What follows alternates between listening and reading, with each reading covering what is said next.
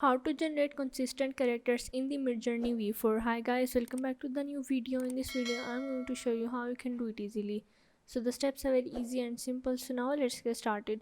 First of all, you have to go on your Midjourney server, and here you have to click on it.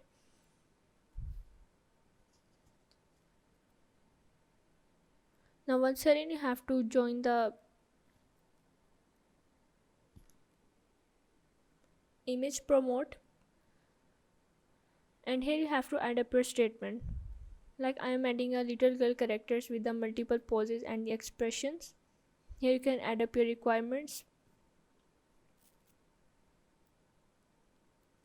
Once you add it, you have to click on the generate,